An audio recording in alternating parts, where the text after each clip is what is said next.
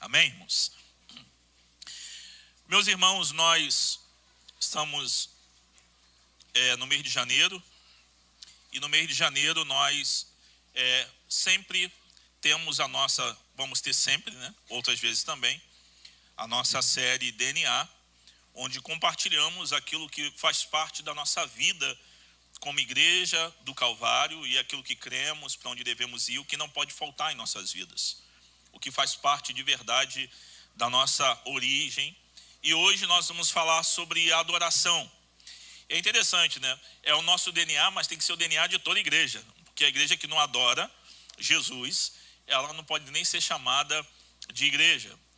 Mas tem coisas que estão nas nossas vidas como cristãos que precisamos sempre fazer uma revisão e voltar a pensar sobre aquilo de uma forma profunda, sincera, com o coração aberto, porque nós sempre estamos esquecendo das verdades de Deus. Nós temos o Evangelho, nós temos a palavra, porque precisamos visitar e revisitar várias vezes, porque nos esquecemos do que Deus falou. É interessante que eu sempre lembro, quando olho para as Escrituras, do que o meu pai, minha mãe falava, né? O que eu disse, o que eu falei. E aí você tem que lembrar, porque você esqueceu do que tua mãe disse, do que era para fazer quando eu saísse da escola. Para mim, minha mãe falava para eu ir para a Barreira, lá na Pedra de Guaratiba, soltar pipa. Eu achava que era isso, eu ia. Aí eu tinha que lembrar, vem para casa direto. Nós, como filhos de Deus, devemos sempre voltar para a palavra, para as Escrituras, porque nos esquecemos do que Deus falou, do que Deus fala. Então precisamos voltar 1, 2, 3, 10 vezes, quantas vezes for necessário até que Cristo volte, porque nos esquecemos do que Deus falou e do que Deus fala, irmãos. E infelizmente, essa é a realidade de todos nós. Eu quero ler 2 textos com vocês, e eu vou ler vários outros versículos da Bíblia, para a gente ir pensando um pouco sobre a adoração. O que Jesus nos ensinou sobre isso, o que é adoração, o que tem a ver com o nosso culto diário, como isso está ligado ao nosso DNA como igreja do Calvário, como igreja de Cristo Jesus, e que o Senhor possa edificar nossas vidas durante essa pregação, amém? O primeiro está no Evangelho de João, capítulo 4, versículo 23 e versículo 24, que é conhecido de todos nós repetimos e falamos, porque sabemos quase que de cor esse texto. E o outro está em Romanos, capítulo 12, versículo 1.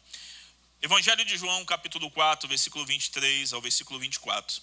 No entanto, está chegando a hora, e de fato já chegou, em que os verdadeiros adoradores adorarão o Pai em espírito e em verdade. São estes os adoradores que o Pai procura. Romanos capítulo 12, versículo 1. Desculpa, não li o versículo 24. Deus é espírito, e é necessário que os seus adoradores o adorem em espírito e em verdade. Romanos 12, 1. Rogo-vos, pois, irmãos, pelas misericórdias de Deus, que apresentei os vossos corpos como sacrifício vivo, santo e agradável a Deus, que é o vosso culto racional. Todos nós temos a noção, como cristãos, de que precisamos adorar a Deus. A gente falar de adoração é de verdade para lembrar, porque isso é algo que devemos fazer ou devemos ser. Gente que adora, porque nascemos para isso. Nascemos para adorar e adorar a Deus. Só que numa realidade onde até as igrejas evangélicas acabam adorando outros deuses, adorando coisas, adorando pessoas, temos que revisitar as Escrituras Sagradas para entender como Deus leva a sério a adoração, como que Deus olha para a adoração, como que Cristo nos ensina sobre a adoração.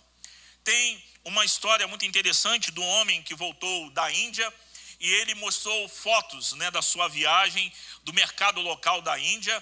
Quem fica olhando vídeos, das comidas da Índia e tem vontade de um dia visitar para poder comer, e são pessoas que voltam mostrando. Me lembro de um pastor amigo, ele voltando da Índia, da sua viagem, ele trouxe algumas fotos, aí revelou, as fotos. Antigamente tinha que revelar foto, não dava para ver logo de imediato, tinha que esperar um tempinho.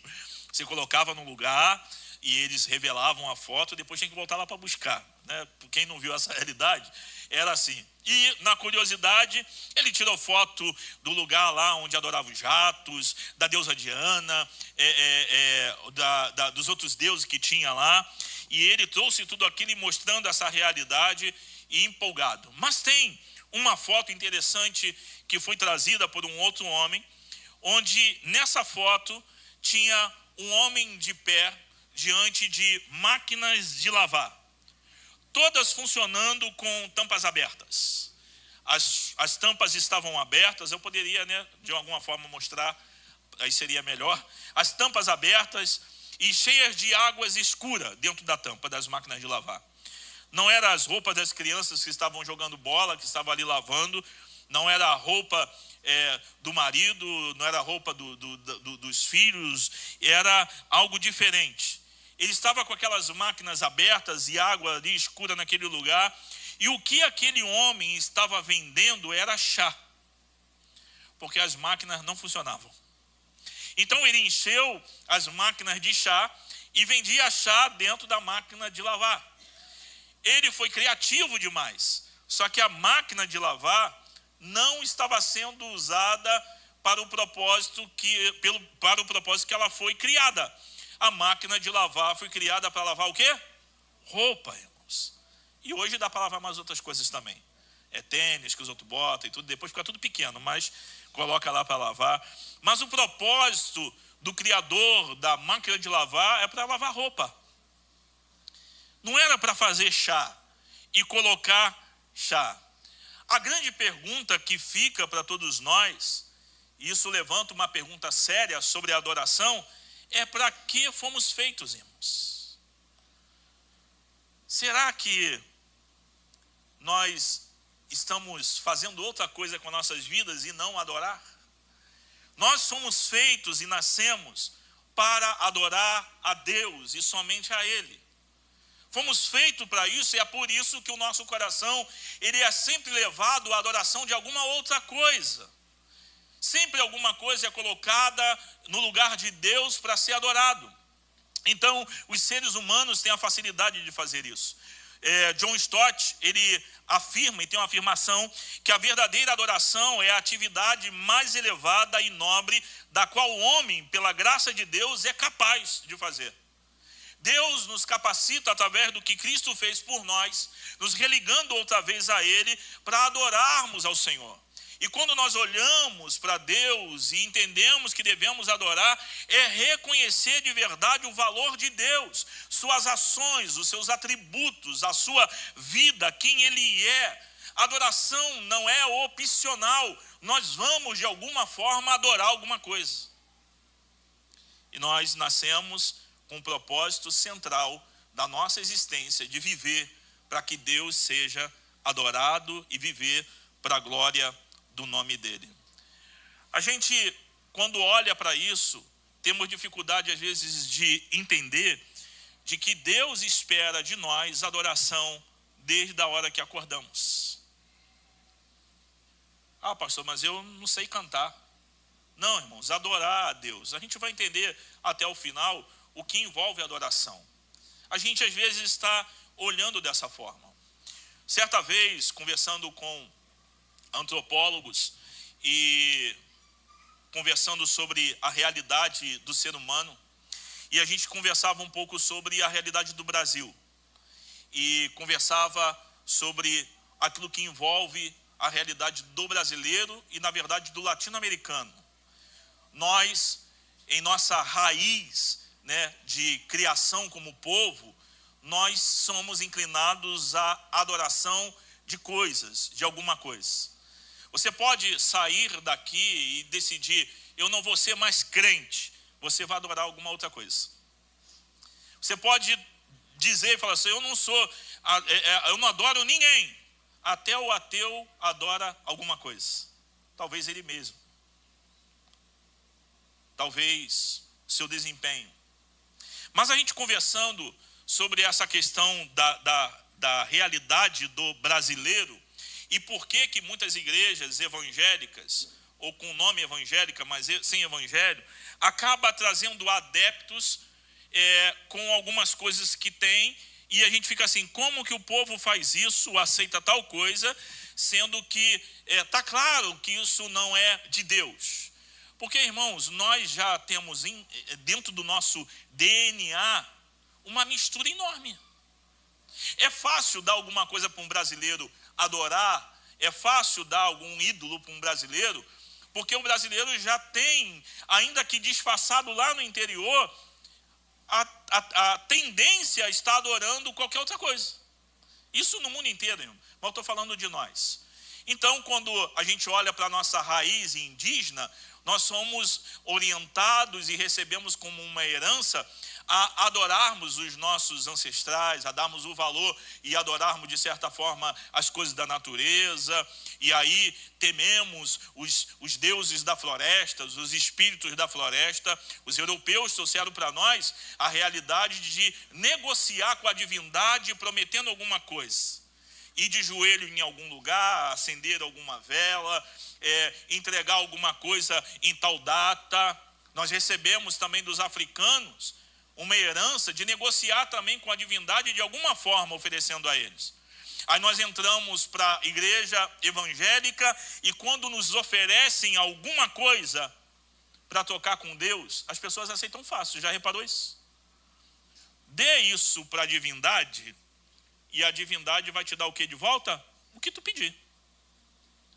Coloque isso na sua carteira e isso vai te trazer de retorno bênçãos espirituais. E as pessoas aceitam, porque isso já está intrínseco na realidade do DNA do brasileiro.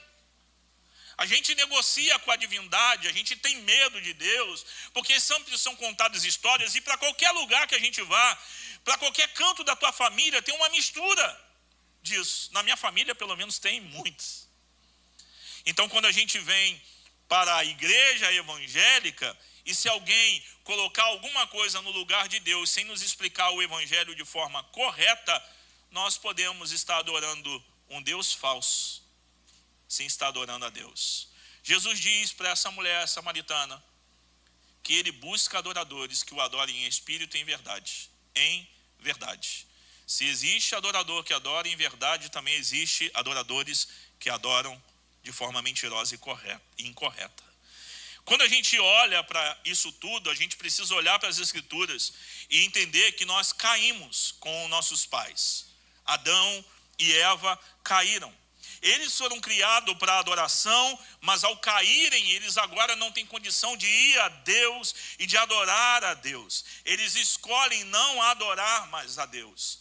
O apóstolo Paulo deixa claro o retrato da humanidade pós-Adão, e pós muito tempo Adão, sobre quem são essas pessoas, como está o coração dos humanos hoje, naquela época e hoje também.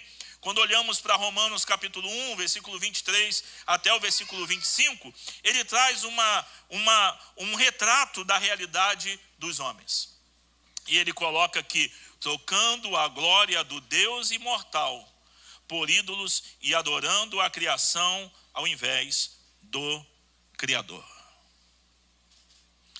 Todos os seres humanos, sem Cristo, trocaram a glória de Deus, do Deus imortal, do Criador do universo, por ídolos, e adorando a criação ao invés do Criador.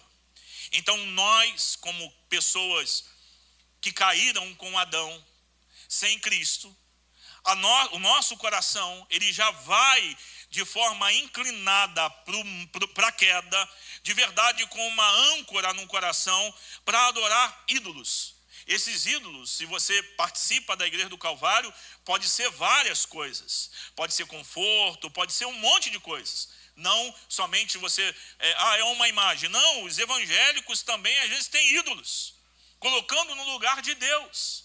E aqui o apóstolo Paulo está deixando claro de que os seres humanos sempre vão buscar os ídolos e não vão buscar a Deus e não vão adorar a Deus. Então, nós temos hoje muita adoração errada no mundo inteiro. Por isso que Jesus deixa claro para aquela mulher de que ela recebeu dos seus pais a forma de adorar.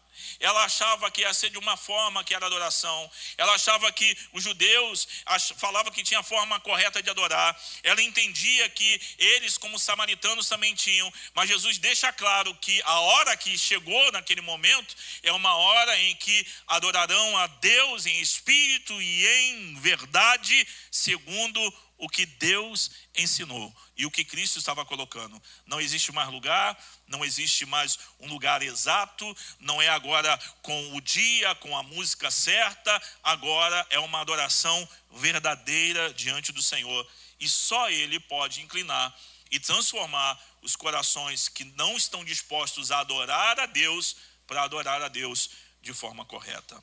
Irmãos, a adoração é um dos pilares fundamentais da vida cristã.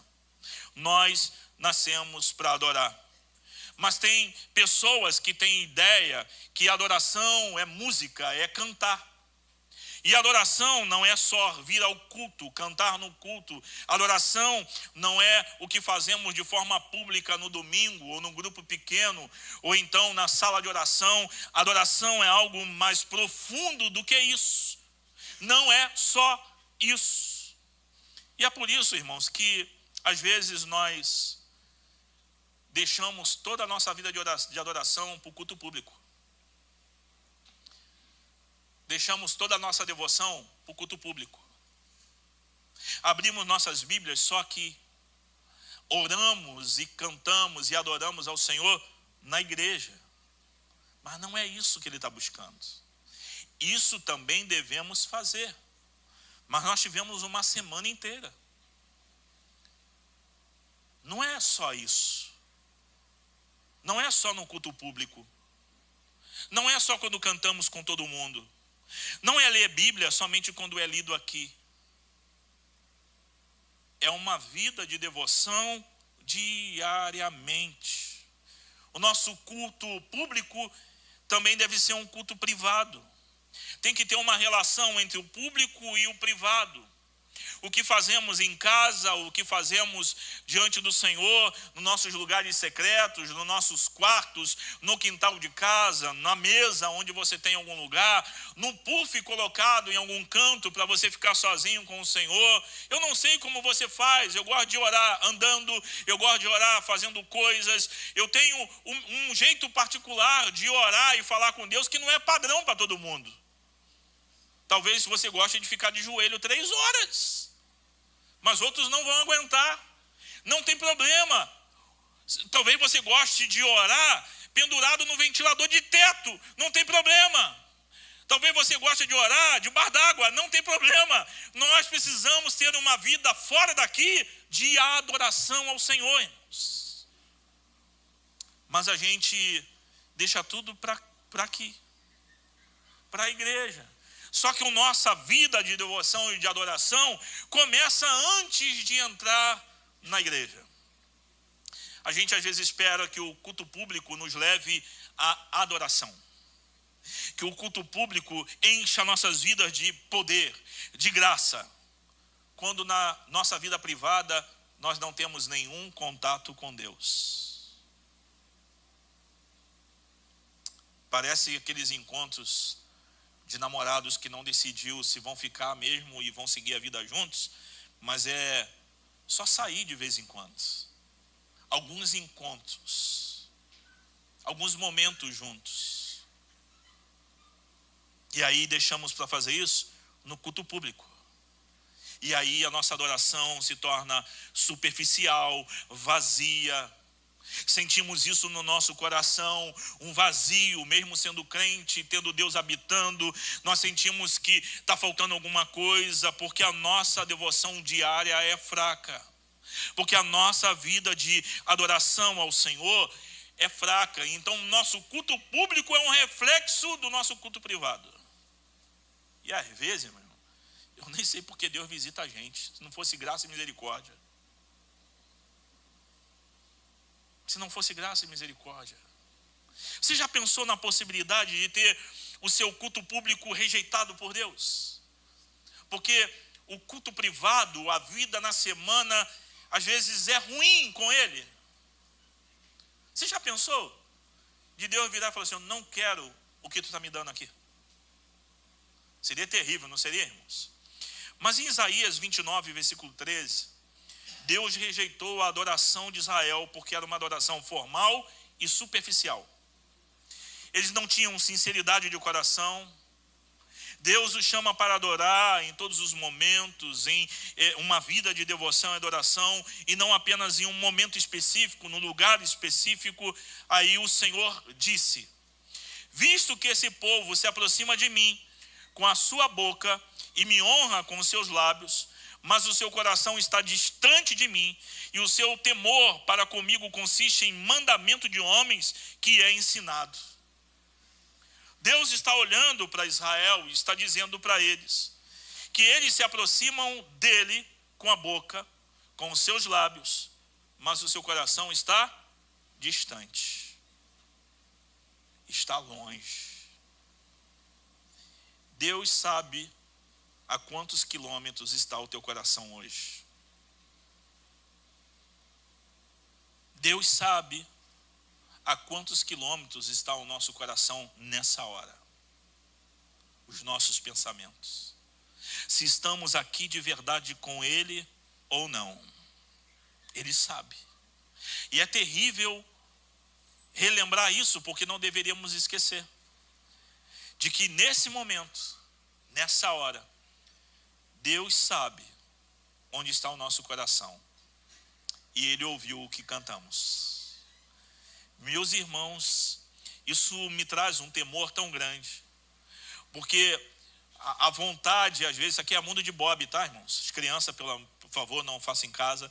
A vontade é botar a mão pela boca, agarrar o coração e puxar e dizer: fale a mesma coisa que a boca está falando. Vocês dois têm que falar a mesma coisa, tem que cantar a mesma coisa. Você tem que falar que ama, mas coração tu tem que amar. Você tem que falar que quer estar com Ele, mas coração, você tem que desejar estar com Ele. E parece que existe uma briga do coração bandido, na hora do culto ele vai embora. Aí fica a boca aqui. E época de adolescente, né? Na escola, eu era muito pecador. E às vezes ele me ficava assim: você me ama? Fala que me ama. Aí eu e meus colegas ficavam olhando assim: rapaz. E eu olhava, eu tinha um amigo que ele era bonitão, né? Então as meninas ficavam lá, eu falava assim: fala que ama logo. Aí ele falava assim: eu te amo. A bobona saia correndo às vezes: ele me ama, ele me ama. E eu assim: é mentira, será que ela não percebeu? Só que Deus não é assim não, irmão. Jesus olhou para Pedro e falou: você me ama, Pedro? De verdade? Fala de novo. E aí, até ele: tu sabe, Senhor, tu me conheces. Você sabe. A gente às vezes diz: eu te amo, Jesus, e o Senhor sabe disso. Ele sabe, irmãos. Ele sabe onde está nesse momento o nosso coração. Ele sabe se estamos aqui para cumprir uma rotina. Ele sabe se a gente está aqui por qualquer que seja o motivo. Ele sabe. E isso não é para você virar, já que ele sabe que eu estou aqui, mas não queria estar aqui, então vou embora. Não, é para você pedir a Ele para te curar e fazer com que Ele seja o seu amor. Ele sabe, Ele conhece.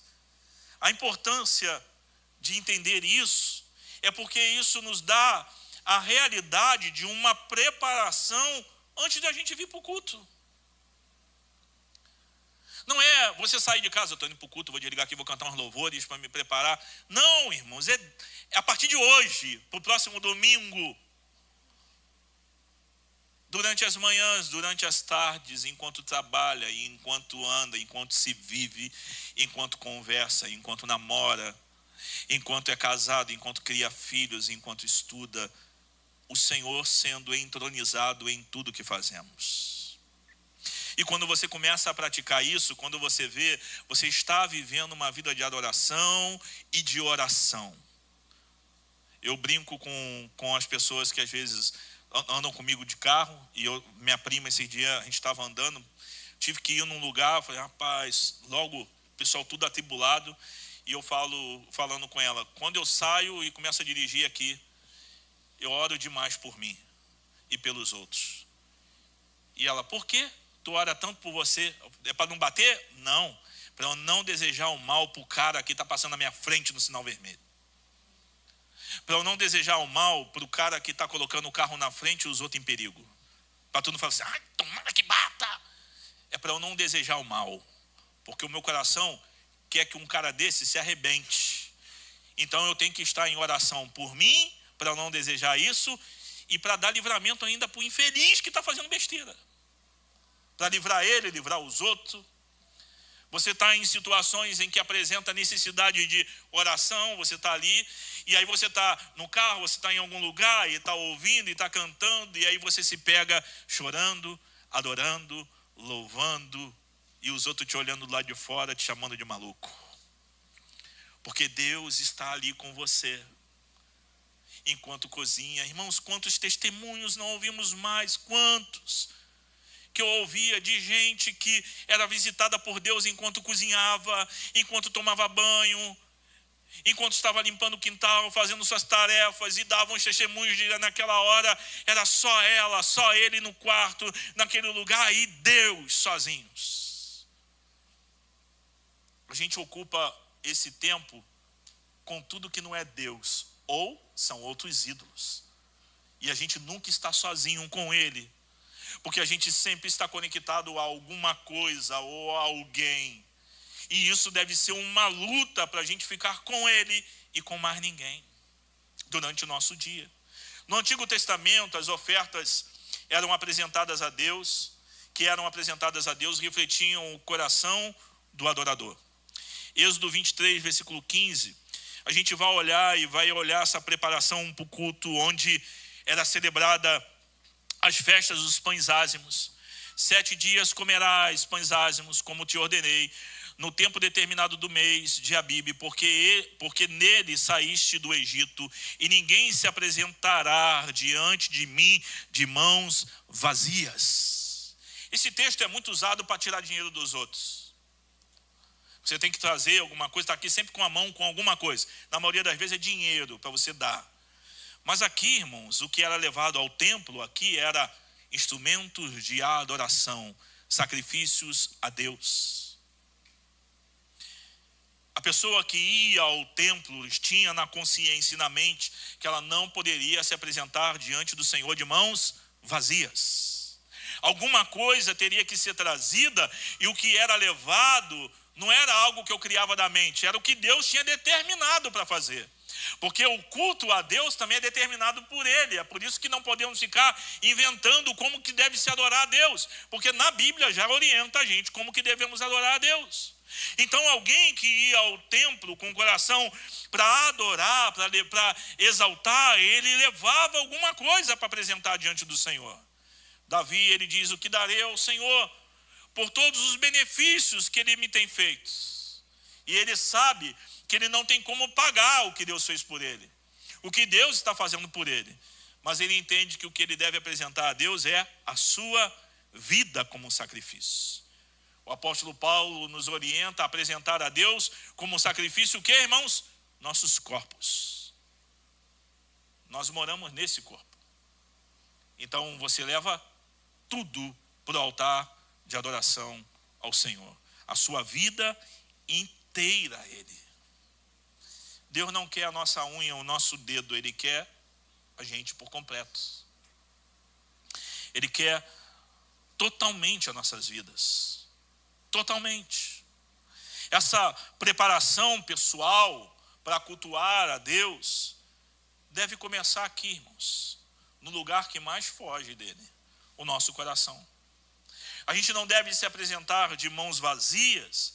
A gente não pode se apresentar no culto ao Senhor sem nada e sem uma concentração de adoração e o que estamos fazendo aqui, porque nós vamos de forma coletiva apresentar algo para Deus, e não deve ser uns lábios que não honram a Deus, mas um coração que está perto dele, diante dele, com a boca também cheia de júbilo, de louvor, de adoração, com alegria, adorando ao Senhor.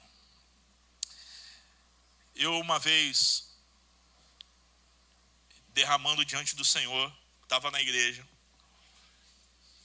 E eu já estava indo para o culto muito desanimado. Já presbítero.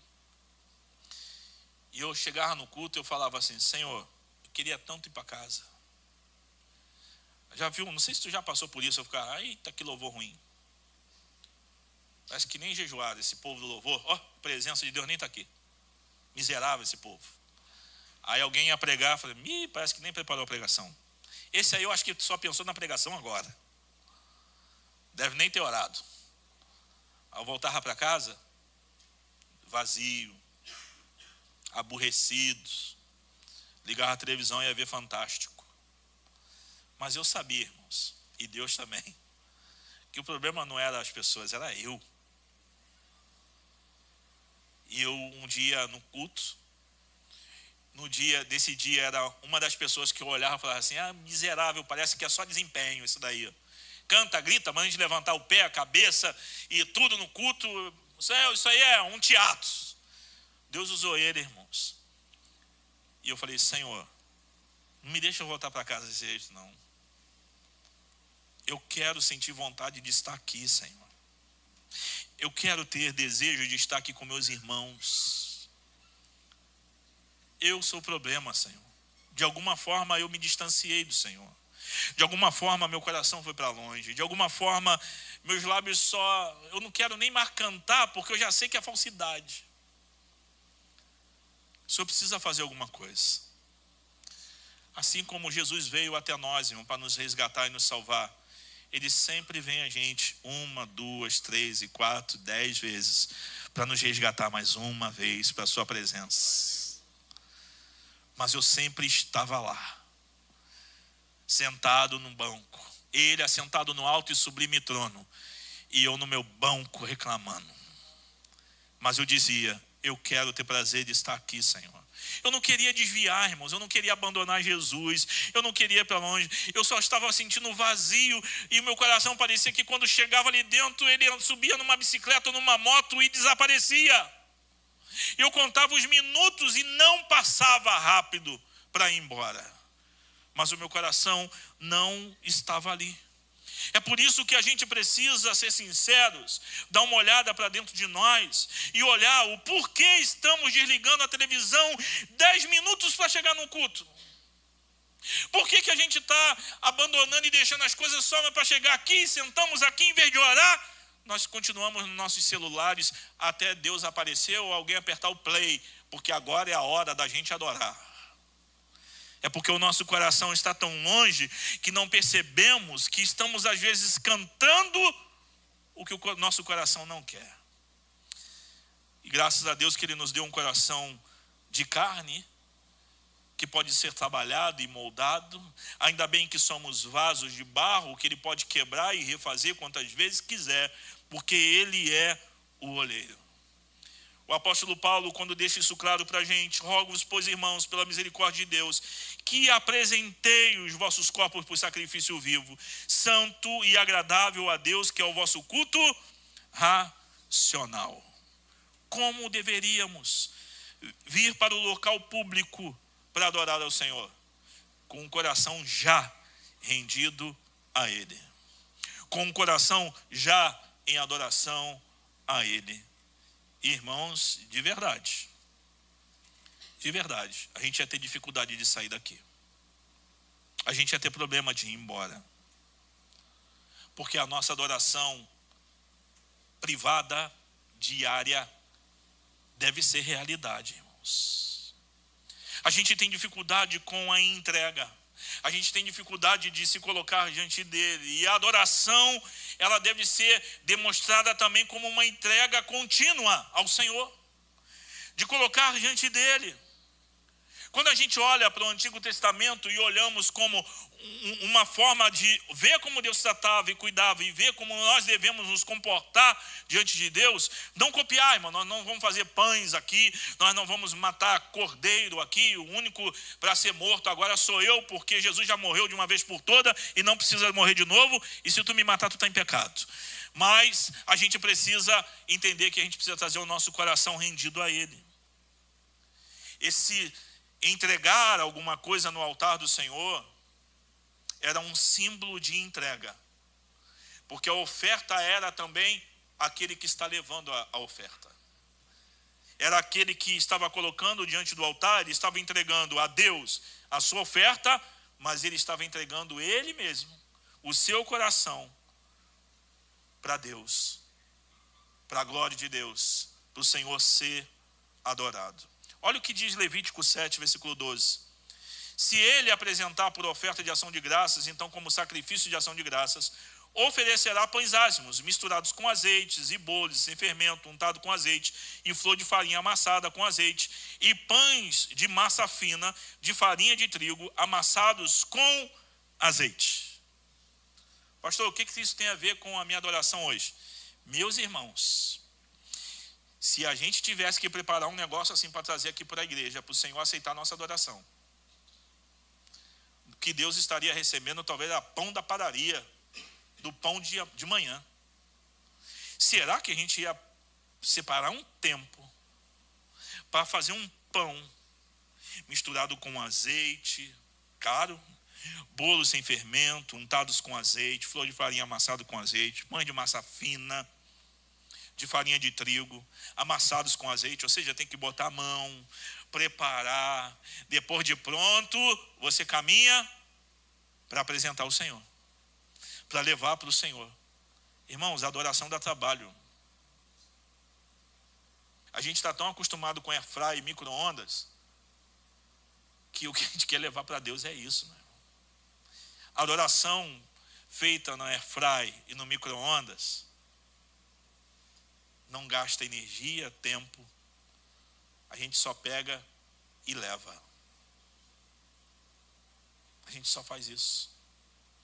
Mas a gente está tão acostumado em ter coisas prontas, que nos esquecemos de que o prazer de Deus em nós é nos ver ocupado com a adoração a Ele.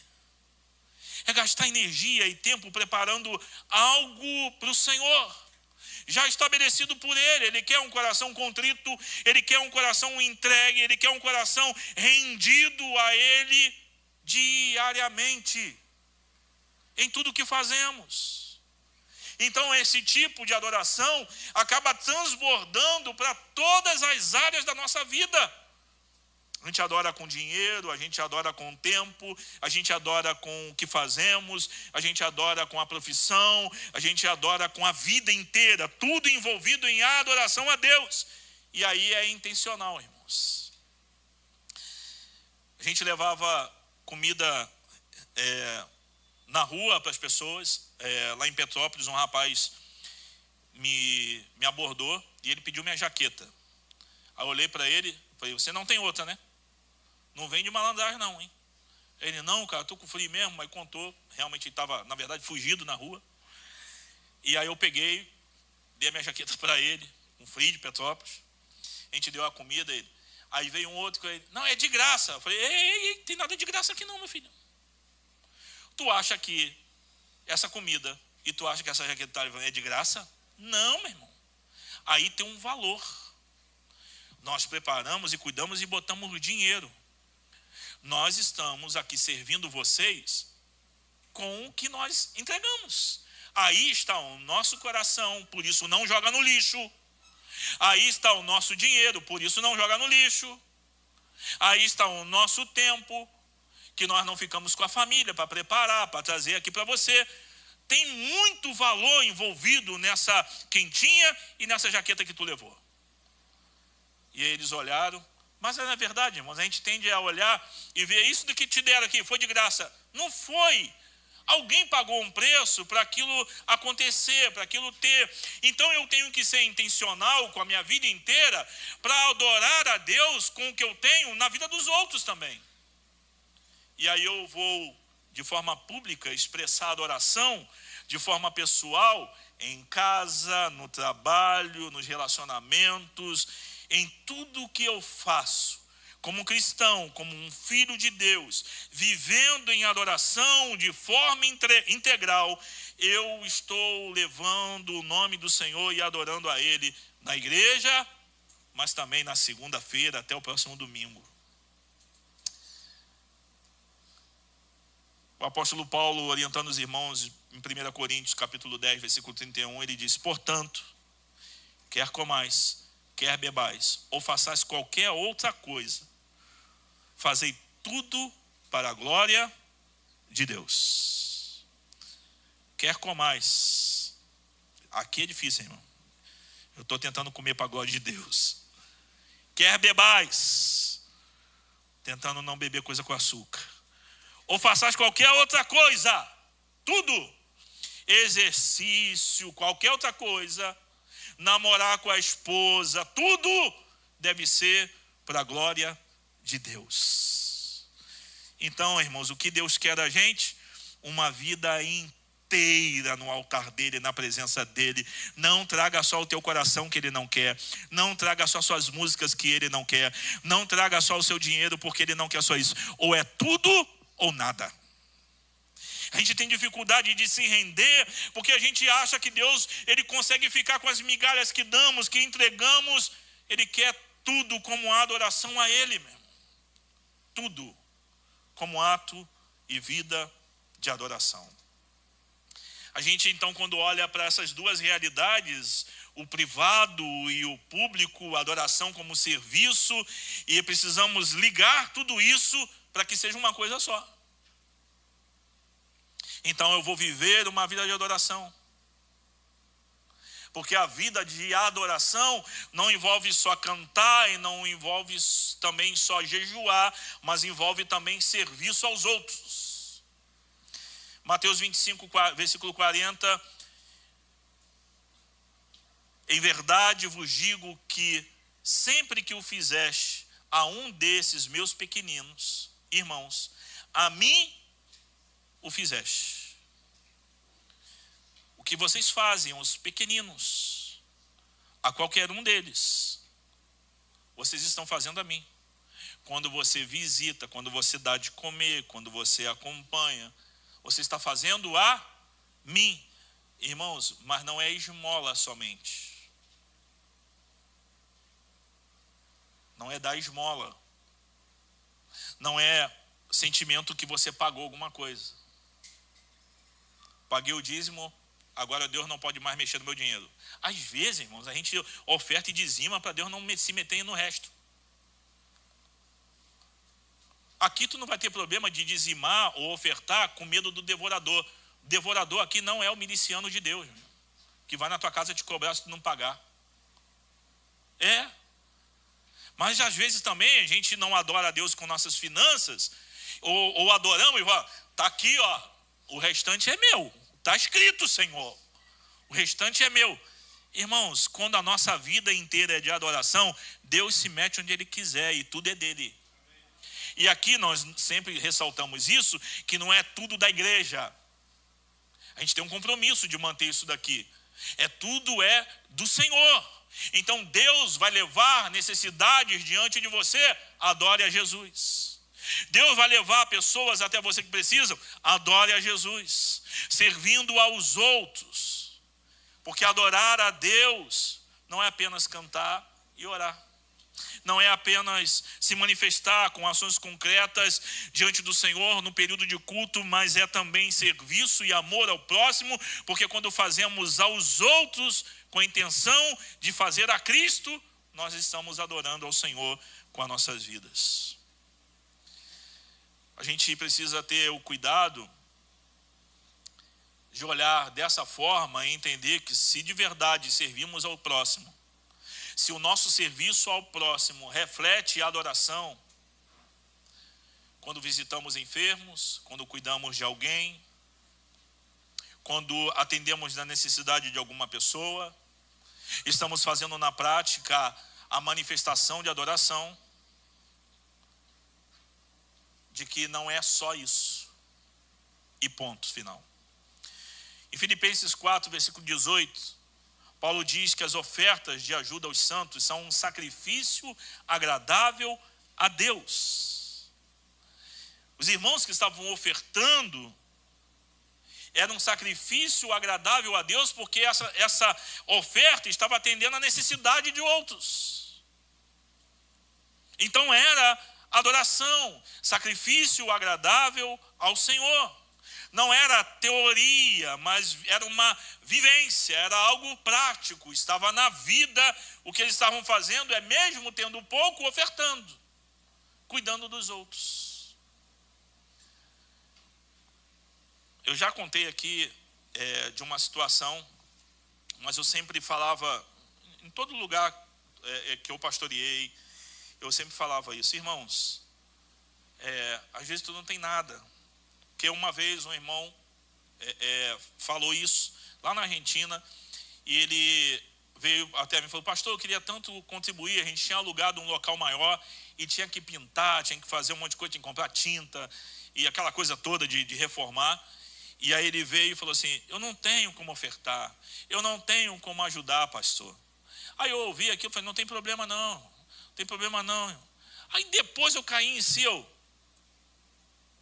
ué, sujeito, tu não é pintor? Ele: sou, pastor. E como tu não tem como ajudar, sujeitos? O senhor quer que eu pinte? É lógico, a gente vai ter que arrumar alguém. Então pinte isso daqui para o Senhor, meu irmão. Aí eu fui explicar para ele: se você abrir mão da sua diária, do seu tempo, estar aqui servindo e pintando, o equivalente da tua diária é o que tu está ofertando para a igreja, cara. Tu está ofertando a Deus. E ele: é mesmo, pastor. Ele estava caminhando de regresso, né, à casa do Senhor. E aí o Juan pegou aquilo e depois se tornou diácono da igreja e tudo, e começou a servir, e se alegrar, e começou a atender outras pessoas, ajudando outros irmãos. A gente sempre pensa que ofertar é só com dinheiro, quando Deus já nos deu ferramentas que podemos servir os outros, como um ato de adoração ao Senhor.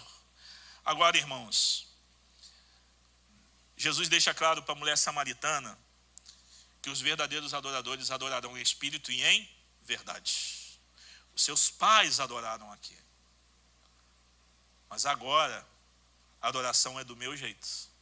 Eu vou ensinar a forma correta de adorar. E a forma correta de adorar não é nesse monte nem no outro. Agora é em espírito e em verdade. Deus não gosta de qualquer tipo de adoração. A adoração incorreta também é perigosa.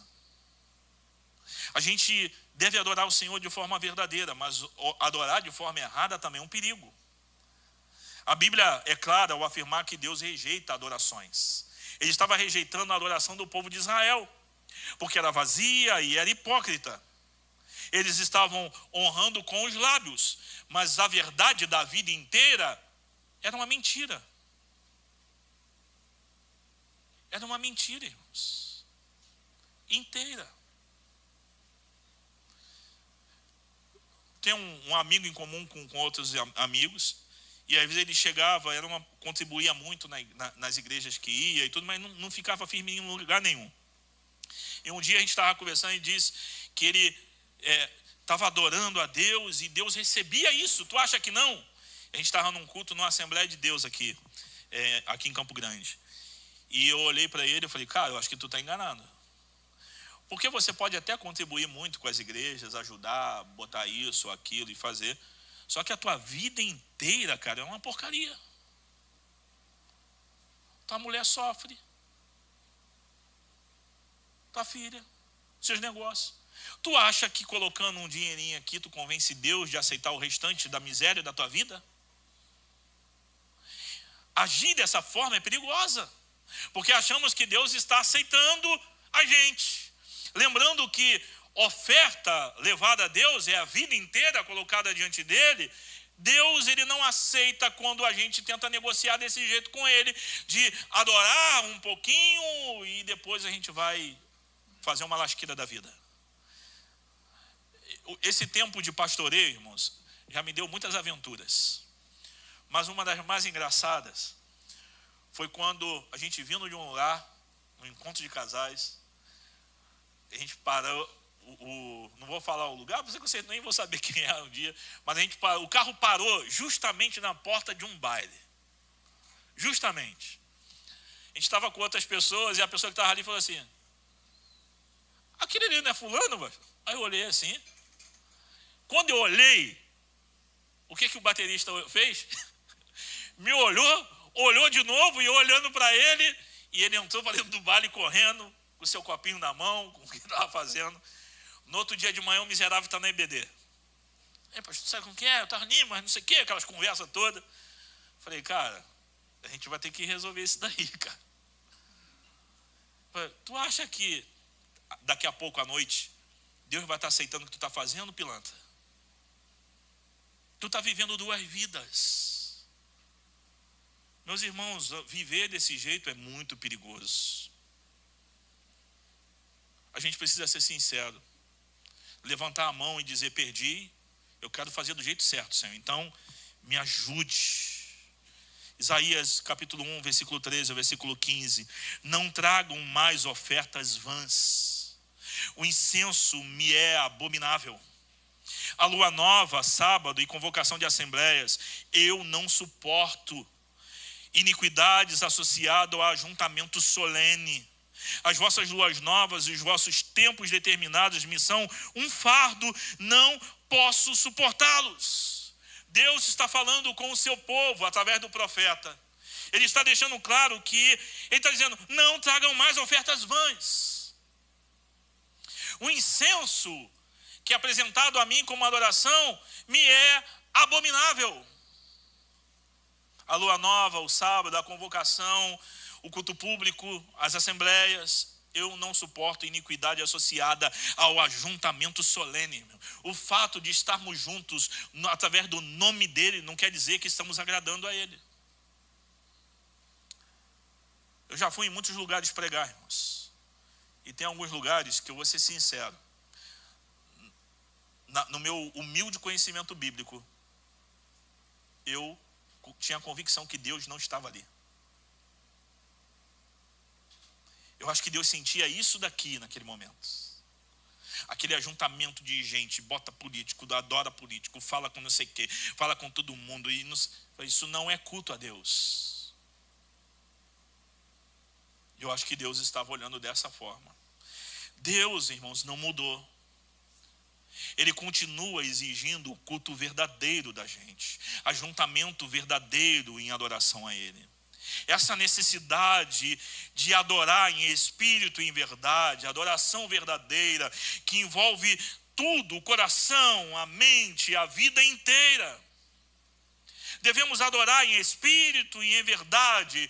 Vem a hora, e já chegou, em que os verdadeiros adoradores adorarão o Pai em espírito e em verdade, porque são estes que o Pai está procurando. São estes que o Pai está buscando, verdadeiros adoradores, que o adoram da forma verdadeira. Essa adoração que agrada a Deus está muito ligada, às vezes, irmãos, à moralidade, regeneração necessária para a vida. E aqui não entenda a moralidade na adoração verdadeira como legalismo, mas uma vida correta diante dele. Antes da gente chegar aqui diante do Senhor e adorar, devemos estar limpos diante do Senhor. Mãos limpas, coração diante dele. Salmo 24, versículo 3 e versículo 4. Quem subirá no monte do Senhor? Quem há de permanecer no seu lugar santo? Aquele que é limpo de mãos e puro de coração. Não é apenas externa, mas envolve pureza, separação, santificação, viver exclusivamente para Ele, já que a vida inteira deve ser de adoração. Deus pede uma vida inteira em santidade a Ele. Quem subirá ao monte do Senhor? Quem há de permanecer no seu lugar santo? Aquele que é limpo de mãos e puro de coração, que não entrega a sua alma à falsidade, nem jura dolosamente. Meus irmãos, é um padrão alto. É por isso que, sabendo que o pecado distorce nossa capacidade de adorar a Deus, sabendo que o pecado gerou um problema enorme, nossa separação com Deus, só Cristo, só o Espírito Santo pode regenerar a gente ao ponto de sermos verdadeiros adoradores.